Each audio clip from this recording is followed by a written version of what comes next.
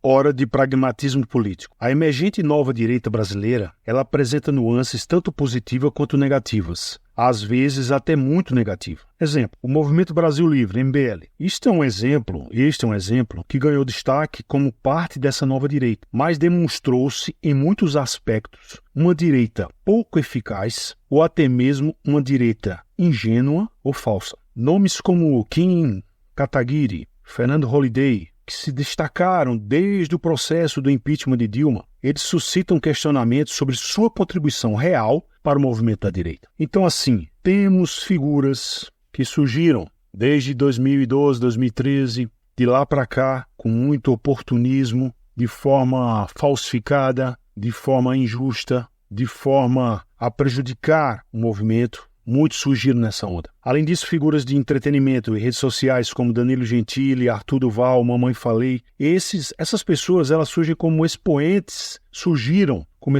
dessa nova direita, e nós podemos dizer que poderíamos discutir uma lista de nomes e seria muito imprudente, seria muito improdutivo, seria redundante ficar tocando no nome dessas pessoas. Então, assim, de forma resumida, nós poderíamos citar muitos outros nomes, mas o que acontece, fazendo essa leitura do nosso tempo, é que a transformação da direita conservadora ela deve ser encarada como um processo gradual e orgânico, evitando radicalismos desnecessários.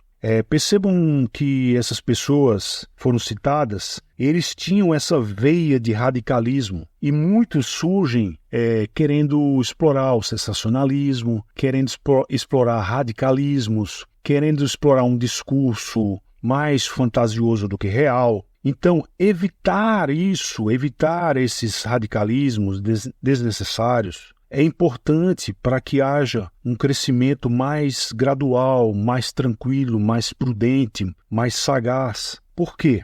O movimento da direita, ele requer tempo. Nós sabemos desde o professor Olavo que dizia que houve um atropelo das coisas, colocaram o carro na frente dos bois, porque deveríamos ter um tempo, talvez décadas de estudos, de grupos de estudos, de movimentos, de militância, deveríamos ter tido décadas para formar um presidente e de repente, de 2013 e 2014 para cá, aconteceu que em poucos anos, por causa de movimentos radicais, por causa de movimentos sem raízes, por causa de figuras oportunistas, muitos pegaram essa onda, que muitas vezes essa onda já era reflexo de uma onda internacional e fez com que existisse um atropelamento das coisas, desse crescimento orgânico que não existiu. Esse crescimento orgânico político, conservador, de direita, ele é necessário, ele é obrigatório e ele terá que acontecer. Deverá existir uma renovação de figuras, deverá existir figuras políticas mais conscientes, mais prudentes, que tenham em mentalidade um processo gradual e orgânico, evitando esses radicalismos.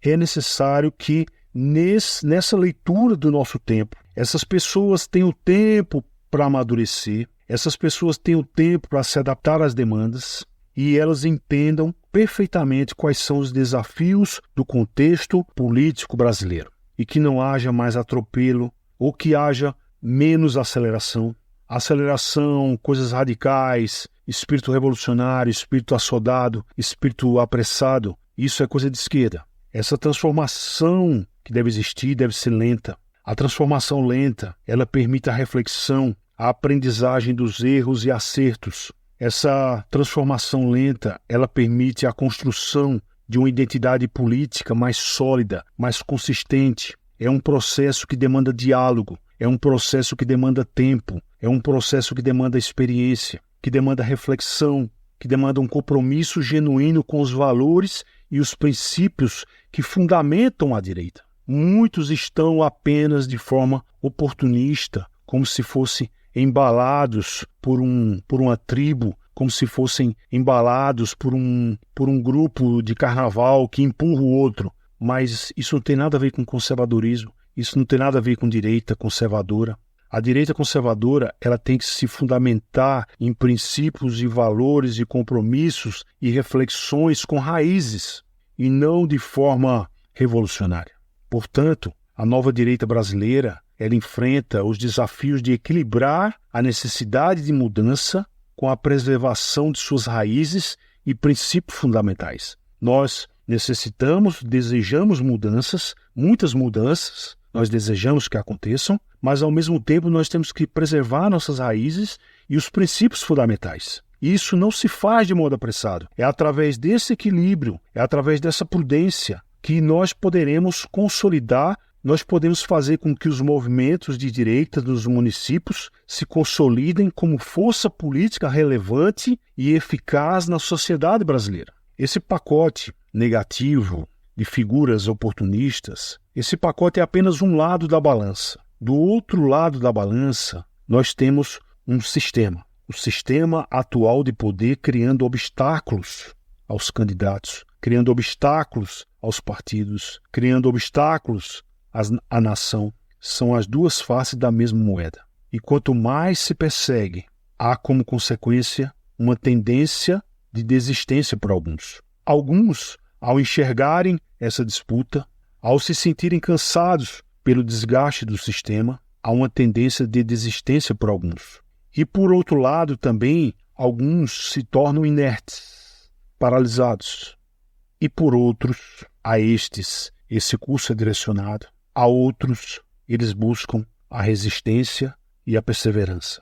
E acrescento, a resistência, a perseverança, a prudência, a sagacidade. Muitas pessoas de bem, vendo os acontecimentos de perseguição contra a liberdade, ao invés de recuarem, ao invés de se tornarem inertes, sentem um chamado mais forte para fazer alguma coisa. E gravem esse verbo, fazer alguma coisa.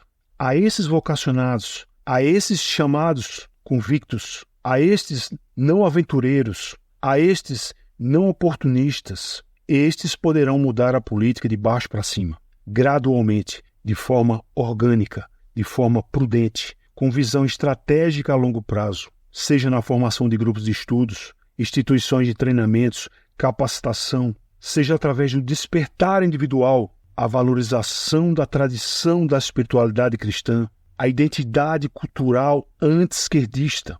A identidade cultural anti-esquerdista, ela não pode caminhar só, ela não pode caminhar isolada, ela precisa da valorização da tradição da espiritualidade cristã, ela precisa do despertar individual e, para isso, ações, o fazer, formação de grupos, instituições de treinamento, cursos, textos, entre os pontos.